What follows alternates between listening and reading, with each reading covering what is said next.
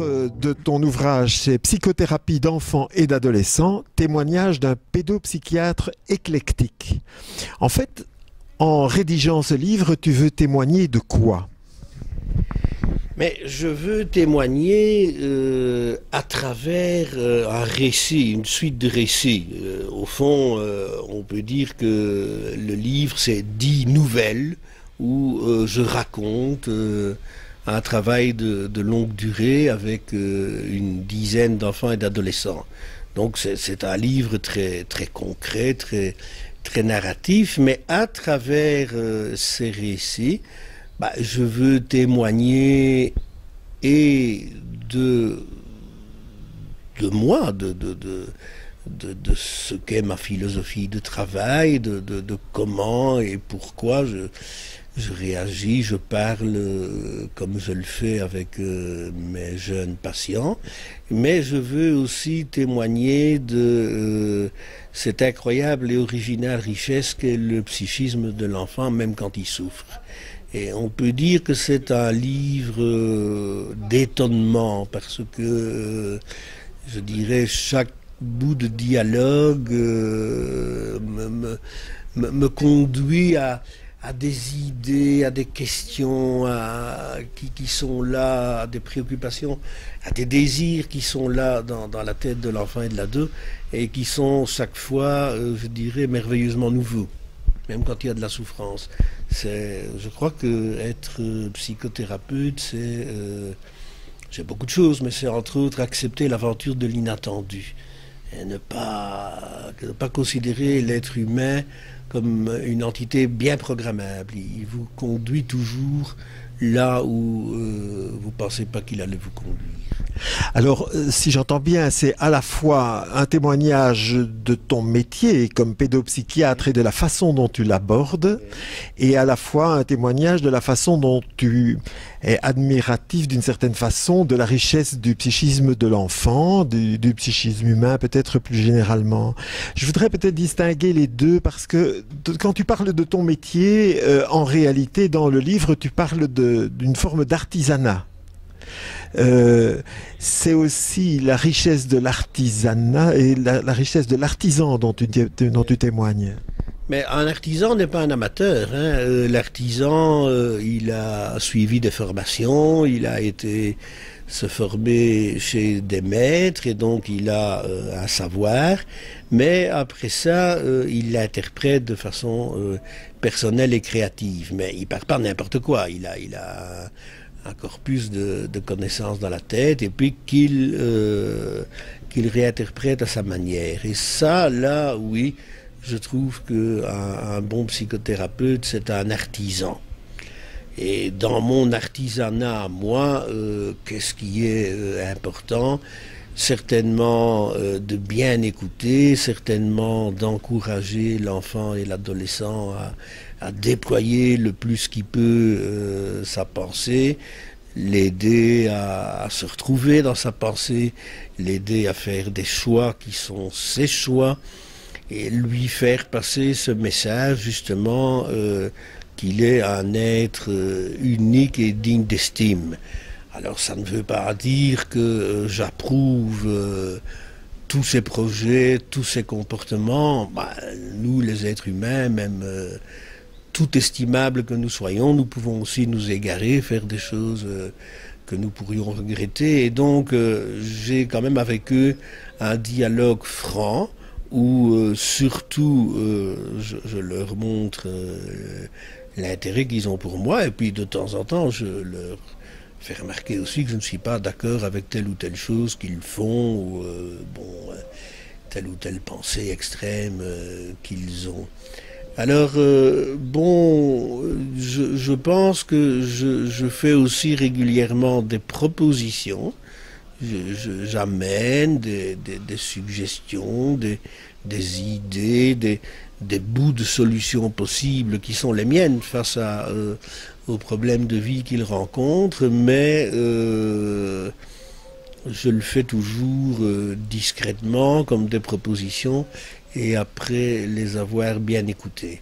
Donc ça c'est un peu mon artisanat. Si je dis quelque part dans le livre que je m'engage. Je crois qu'un bon artisan est engagé pour son œuvre. Il est quelque part passionné, il va faire quelque chose avec une matière qui n'est pas encore très formée, mais il aime ce moment de rencontre, il y met beaucoup du sien, et je crois que c'est ce que je fais aussi. Et alors, sur cette base, j'ai quand même régulièrement des surprises incroyables. Par exemple, le dernier chapitre du livre, je raconte mes interventions dans des classes, dans une école, après le suicide tout à fait imprévu d'un instituteur qui était bien aimé des enfants. Et on a fait des interventions d'urgence. Et j'ai quand même été presque scié de voir combien la pensée des enfants, combien de façon sensible ils comprenaient ce qu'était le suicide. Ils comprenaient toutes les raisons possibles, ils évaluaient la raison d'être, et ils se positionnaient dans la tristesse, mais aussi parfois dans la colère, et puis ils parlaient de leur moment de vague à la Maheu. Ben, tout ça avec des enfants de 7, 8, 9, 10 ans. Et je me disais, mais allez, tu as fait 12 ans de formation, et ils en savent déjà de façon sensible autant que toi sur la vie. Et je me trouvais là avec ces enfants, mais j'avais juste à montrer ma solidarité, mon identité d'humanité, et c'était très bien comme ça. C'est effectivement tout ce qui se dégage de tout ton livre, Jean-Yves, c'est ce caractère engagé dans une humanité, au-delà de caractère scientifique, je vais dire, qui est aussi présent et rigoureux et qui existe. On ne dit pas n'importe quoi, on sait quand même bien, on connaît quelques clés, on sait quand même bien quelques enchaînements qui existent dans la dynamique de construction de l'être humain. Donc il y a parfois de l'un peu prévisible, mais donc le savoir est là. Mais je crois qu'il faut aussi l'engagement. Je crois qu'on n'a jamais aidé quelqu'un à sortir d'une dépression si on n'était pas très engagé, très empathique, très présent, même émotionnellement à ses côtés.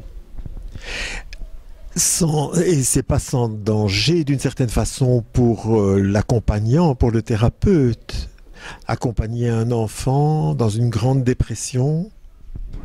Mais danger, je crois qu'un thérapeute va pouvoir vraiment s'immerger émotionnellement et être là tout à côté de la personne qui souffre et être ému. Hein, mais il faut aussi qu'il puisse émerger, hein, et que, bon, à la fin de la journée de travail, bien sûr, nos jeunes clients ne disparaissent pas comme ça d'un coup de baguette magique de nos pensées, mais on doit aussi pouvoir les oublier un peu, vivre sa propre vie. Bon, on ne sait pas porter la vie de quelqu'un à sa place et se sentir responsable de sa vie et des solutions de vie à sa place. On sait être généreux, on sait être engagé, mais il faut aussi se dégager.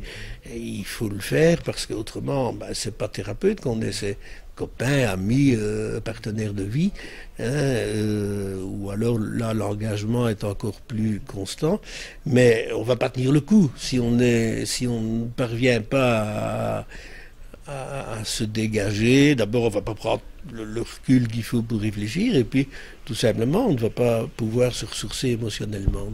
Et quand on les a quittés, on n'est pas les responsables principaux de leur vie. On va éventuellement encore répondre à une urgence ou l'autre, hein, mais on ne peut pas vivre, on ne saurait pas, on ne doit pas et on ne peut pas vivre à leur place. Une dernière chose, Jean-Yves, la place dans ce travail que tu vois pour les parents. Mais la place pour les parents, elle est grande, mais elle ne ressort pas très complètement de mon livre. Dans mon livre, je me suis un peu fait plaisir, on peut dire ça comme ça. Et comme dernier bouquin, je pense, j'ai quand même voulu plus parler de ce que je vivais quand j'étais avec l'enfant et l'adolescent. Hein, et donc les parents occupent relativement peu de place dans le livre. Maintenant, dans ma vraie pratique, je crois que 30, 40, si pas 50% de mon temps professionnel est réservé aux parents et l'autre partie aux enfants parce que le dialogue avec les parents, pousser les parents à la réflexion, ça va quand même aussi être d'une très grande importance pour changer quelque chose dans le quotidien de l'enfant, changer la manière dont on le voit et dont on le vit. Et donc, on peut difficilement imaginer une amélioration de l'enfant où il n'y aurait pas eu une stimulation, un encouragement et une invitation à la réflexion chez les parents. La rédaction de ce livre aurait-elle été possible il y a 20 ans? Bah, probablement pas avec la même densité. J'en ai écrit d'autres il y a 20 ans où déjà il y avait des vignettes cliniques où je parlais avec aussi de ce que je faisais, mais j'ai l'impression que celui-ci a vraiment toute la profondeur. Je dirais que je connais encore mieux les sauces et les épices et les plats mijotés. Bon, ça a vraiment la profondeur d'expériences qui ont été répétées. Donc il n'aurait pas été possible avec la même densité, la même profondeur.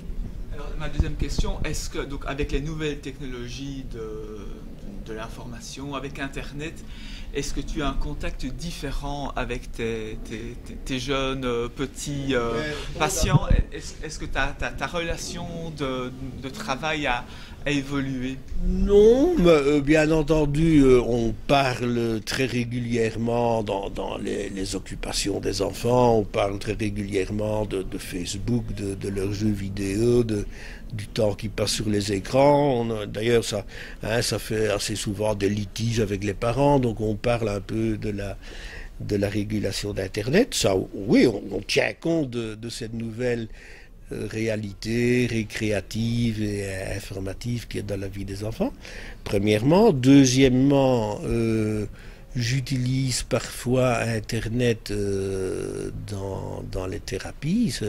Dans le livre, il y a deux illustrations où on a travaillé sur Skype ou sur MSN à l'époque, essentiellement pour des raisons de distance ou aussi parce que pour un enfant très déprimé, je pensais vraiment que je devais le voir 2 fois par semaine, mais ça devenait impossible pour les parents. Et donc on a utilisé Internet. Maintenant, est-ce que l'être humain change? Est-ce que la relation change parce que ce sont des grands consommateurs d'Internet?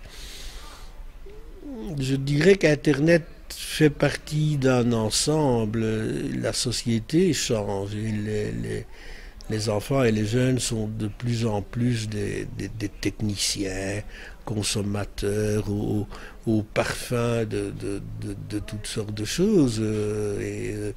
On ne peut pas l'ignorer. Bon, je pense encore à un petit garçon de 8-9 ans qui... il était un peu préoccupé, je lui demande, tiens, mais qu'est-ce qui se passe et qu'est-ce qui se passe en cours de récréation?